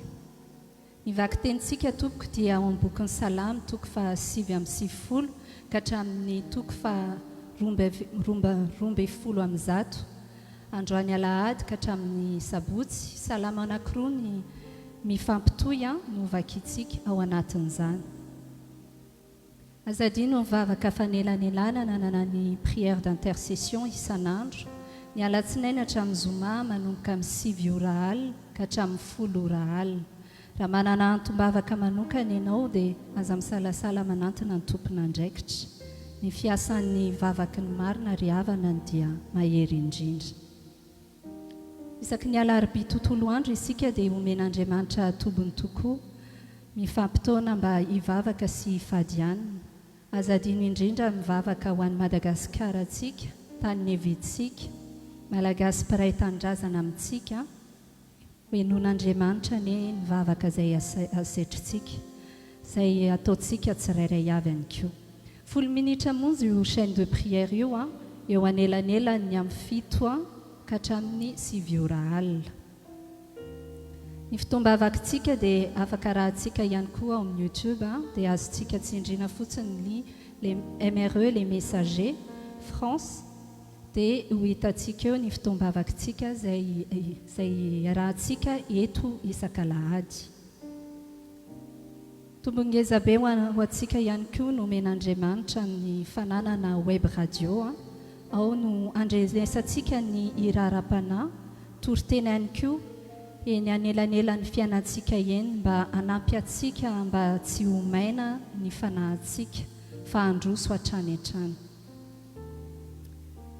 Ao aorianan'ity fotoana ity dia afaka mandray antsika ny pasteur antsika ao ambadika ao, ary ho an'izay mangetaheta mba tay azo vavaka dia afaka mandray anao izy. Ampitiavana ihany koa no hanasana antsika hiara-miala hetaheta ao aorianan'izao fotoana izao. Eto amin'izao toerana izao ihany koa ny fotoanantsika amin'ny herin'ny anio 86 rue Colonel Fabien 94 230 Cachan. Raha toka mbola tsy tonga eny andrao amin'ny lanitra ny tompo dia mijoro mandrakariva ho fitahiana ho an'ny maro, dia tao amin'ny hafa mba ho voata tahaka anao ihany koa. Izay ny filazantsika anio dia mirary tontolo andro finaritra ho antsika rehetra dia samotahian'Andriamanitra tompoko. Kitsangantsika tompoko indray tsotrano io ny maranantsika tanteraka azo fotoana. Hivavaka tsika tompoko. Sotranao izay Andriamanitra ray sy zanaka ary fanahy masonao ny amin'ny fanatrehanao feno teto amin'ity toerana ity. Sotrany amin'izay arem-panahy no zarainao taminay ary ndranao any Jesosy mba handrakotra izany mba tsisy angalatra ao anatinay fa avokatra, tondra vokatra ho amin'ny aram-panahinay tsirairay avy sy ho amin'ny fanjakanao. Dia isaraketo izay dia mametraka ny tsirairay avy eo am-pelantananao Andriamanitra ao amin'ny herinandro io. Izay rehetra manatrika olana dia ianao ny hiadiny tsirairay avy, ampandresiny tsirairay avy. Izay rehetra ao anatin'ny aretina, na aretina kely izany na aretina sarotra, dia ianao any Jesosy ilay mpanasitrana atateraka an'izany amin'ny anaranao Jesosy. Dia mametraka ny tsirairay avy eo am-pelantananao koa ny mpianatra ao anatin'ny vakansa, ny ray aman-dreny izay miasa, izay rehetrarehetra anatrika zavatra manokana amin'ny herinandro io, dia ianao anie no omba sy tantana ary hitany tsirairay avy. Tononoko amin'ny anaranao koa ray saraketo izay ny tsodrano avy aminao araka ny teninao amin'ny Korintianina 1:5-10 andininy 7:20 hoe ko amin'izany raha lahy malalako dia miorena tsara aza miova ary mahefabe mandrakariva amin'ny asan'ny tompo, satria fantatrareo fa tsy foana tsy akory ny fikelezanareo aina ao amin'ny tompo. Tononoko amin'ny anaran'i Jesosy Kristy, satria ianao ilay iorona tsara, ilay tsy hiova fa efa be amin'ny asan'ny tompo, dia ho asehon'Andriamanitra anao any mandriamanitra azy amin'izay rehetrarehetra ataonao sy alehanao, ary hisy valim-pity lehibe omeny anao any amin'ny fandalovanao etỳ an-tany ary any an-danitra any ihany koa, ho voninahitry ny anaran'irery any ary ho fitahinanao mandra-pialanao etỳ amin'ny anaran'i Jesosy Kristy rainay izay ny an-danitra. Ho masinina ny anaranao, ho tonga ny fanjakanao, atao any sitraponao etỳ an-tany tahaka ny any an-danitra. Beo anay ny izay nasaza ho anay ary mamela ny eloka tahaka ny namelanay izay meloka taminay, ary aza mitondra anay amin'ny fakapanahy fa manavanay amin'ny ratsy fa ho anao fanjakana sy ny hery ary ny voninahitra mandrakizay. Amen. Te-tanana mahafantontsika androano famoezantsika voninahitra an'Andriamanitra ny amin'ny fahafitam-potoam-bavaka. Faly venao fa tonga teto androany nandahery amin'ny tompo manokana. Minao fa leo akaikinao koa faly ary mba nisitraka indrindra dia isôry izy androany misaotra anao fa fitahiana ho anao mihitsiny ny fahatongavanao tao anatin'ity fotoam-bavaka androany ity. Isôry izy androany raha nahery ianao ny amin'ny fahatongavany, isôry izy. amen amen alohany anatrianao herinandro a tiampatsiahanao fotsiny aho hoe misy fahefana nomen'andriamanitra anao misy karazana hery sy fahefana nomen'andriamanitra anao misy zavatra eo amin'ny fiainana misokatra amin'ny tsy amin'ny alalan'ny fahaizanao miresaka fa misokatra satria eo aminao le karazana fahefana misy karazana fahavalona misy karazana zavatra alefan'ny satana eo amin'ny fiainanao tsy hoe satria ny zavatra manokana nataonao fa satria andriamanitra efa nanome anao an'le fahefana za mitsodrano anao zay karazana fahefana zay ny anokatra lalana eo amin'ny fiainanao amin'ny herinandro zay karazana fahefana zay any anokatra varavarana ho anao sy ny ankohonanao amin'ny herinandro iny sy rehetra mino zany hitahitanana mafy ho an'ny tompo ianao androany fahefany lanitra ny manaraka anao tsy mila matahotra ianao manatrika fiainana fa misy fahefana manaraka anao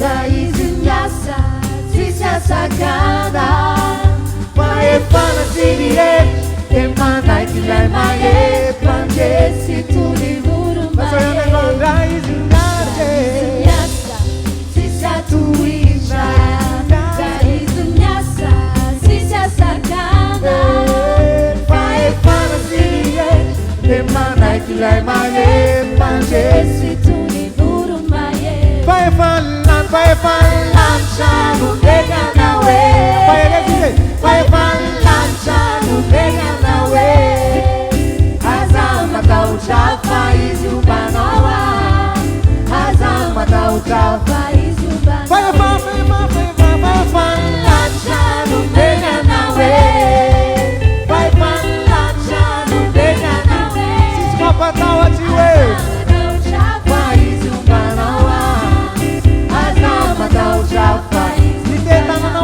no natin zava-maneno androany ianao eo pity hafatanana andriamanitra manokatra ny lavitra mampidina an'izany fahefana zany manaraka amin'ny fiainanao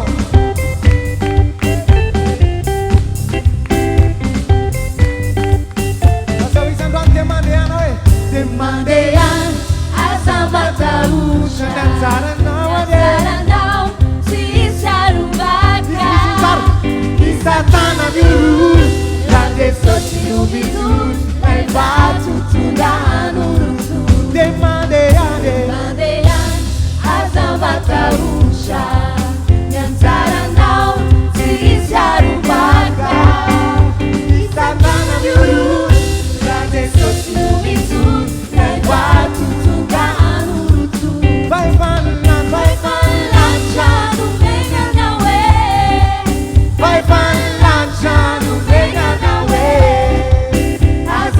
Tau chapa izubanawa azama tau chapa izubanawa vai lancha no venga na we vai lancha no venga na we azama tau chapa izubanawa azama tau chapa izubanawa eu não lhe tentando na mão quando tu conduano